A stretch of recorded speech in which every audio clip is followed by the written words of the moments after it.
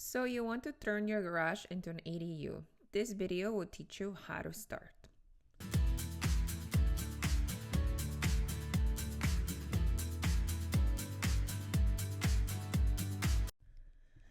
Welcome guys, this is Lindsay. This is Linda's Investing, and if you're following my journey, you know that I'm an out-of-state investor. I live in a high cost of living area, Los Angeles, and I invest in Indiana. But today I want to bring you a different topic, and then this is something that I just started doing last year. So in LA, if you have a single family home, you can do an additional dwelling unit, and that's what it stands for, ADU.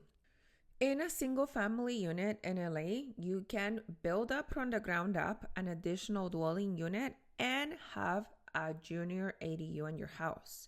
So there is a potential here for increasing your rental income that you would not get otherwise. Because if we know with this high interest rates and the barrier of access to get into rental property here in LA, 20% down, none of the rentals that you find will cash flow. But how do you get into the game without having to put significantly money down? This is an opportunity that I see happening more and more and so often. So if I walk my neighborhood, there are multiple little units, usually garage conversions and even ground up conversions, 2 stories, from additional dwelling units. And this has come as a solution to the housing shortage. But things to look out since you're thinking about it is how long does it actually take to build an ADU? So in my case, for my example, I did not build something from the ground up. So this is for a garage conversion in the city of LA. And it takes into consideration the existing structure and the existing footage of the garage. So my garage is just under 400 square feet. And I did not want to add any other square footage to the conversion. And what would you ask me? Why did you want to add, make it a bigger 1 bedroom or even a 2 bedroom? And the reason of it being is because the lot that I have does not allow for more addition. And also because in LA, if you go over 500 square feet, then you start to pay school impounds. And from my research, you can find something of those impounds north side of $8,000 as high as $25,000. It just depends how good of a public system you have in your city. So that would be my first consideration. Then for plans, what I did is I went and got an architect to draw me plans that I wanted, specifically layout of your conversion. And my goal was to rent out the conversion when it was done. So my goal was to have a midterm rental. And if you don't know, this is also a rule that LA has. So you cannot Airbnb accessory dwelling units. That is not allowed. So there's no way you can have that. So for midterm rentals, which is a month-to-month lease, I wanted to have a edgy layout. So because my unit was under 500 square feet, I wanted to add a space. One of the things I wanted to do was to have bolted ceilings, because when you don't have a lot of square footage, bolted ceilings make the place look larger and nicer. So for that, I needed to find somebody that could make the plans for me. So I called around. I definitely got a bunch of quotes. I even talked to contractors to see what would be the difference in price. So from my research, when I would go directly to contractors that were already, seasoned with ADU buildups and all kinds of things, they would guesstimate that contracts would be about $10,000. So me trying to keep this under budget was trying to find out if I would to get my own architect and get my own permits, then I would be able to save some money on the plans. And that is actually what I did. So I called around and I found a couple of architects that I could bet.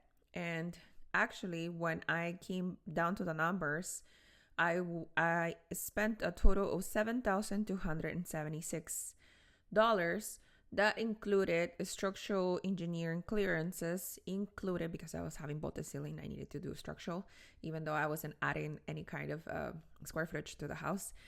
But both the ceilings, meaning I needed to get an engineer. That included the engineer clearances. That included Title 24. That included the city permit fee and the city fee as well. So all of that was $7,276, as opposed to what they were quoting me per the contractors, $10,000 per plans, which did not include the city permit fee, which the city and permit fee by itself was $1,298. So that would be additional. That I was like, so I'm already saving some money here.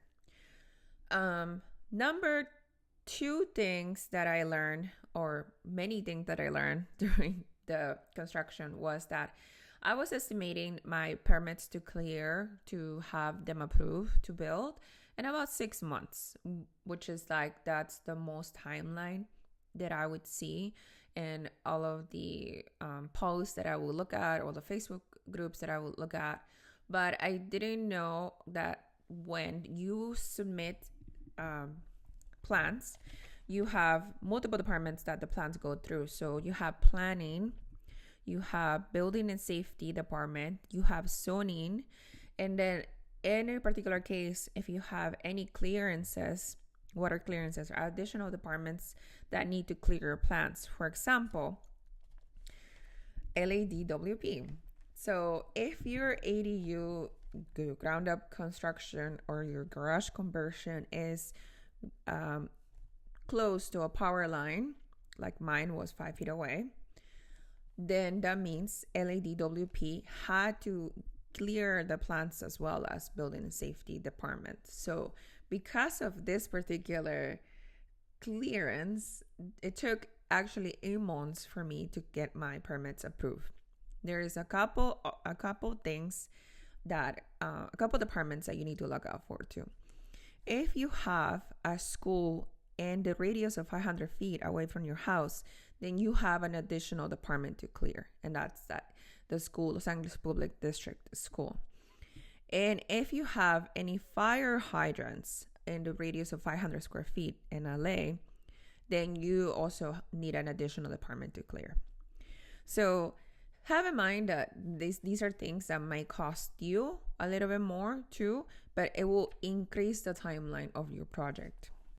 As for the layout of the ADU, so everybody does not, if you don't understand, you're a girl and then you haven't had any type of construction experience in the past, you're gonna learn what is the timeline of the project. My whole start to finish, it took around 7 months for the conversion, and then this is because of multiple different things that we had to do. Some problems with the sewage connection, which is something that you should be starting to think too. That would be my tip number 3. Start thinking how your the existing building sewage, how far away is it from the house, how far away is it from the ADU or the new construction, because that trenching from the new unit, the new sewage connections to the existing main building house, then it's going to take a lot. Like for example, mine, my ADU conversion was over almost 100 feet away from where this main building, the main house sewage is, and it was under the sidewalk, like where I was supposed to connect to the new unit. So that made us get an additional contractor with the license type A that can access the sidewalk, which is like the property. It's beyond the property line. So a contractor type B that is doing my conversion does not have access to. So all of these would have to have in consideration, and some things that you won't be able to tell unless you are excavating and then already in the site, right? This is just a notes that I had. But in a nutshell, what the timeline of the project will start with: concrete foundation, any reinforcements to the structure if needed. Then they will move into framing, siding, or any exterior work that you would have. Moving on to rough plumbing, electrical, HVAC, and then after that, the finishing. So drywalling, flooring, finish the roughing electrical, the roughing plumbing, and everything that's like kitchen cabinets and everything that's just like finishing. So that's something that you just have to have in your mind to think about.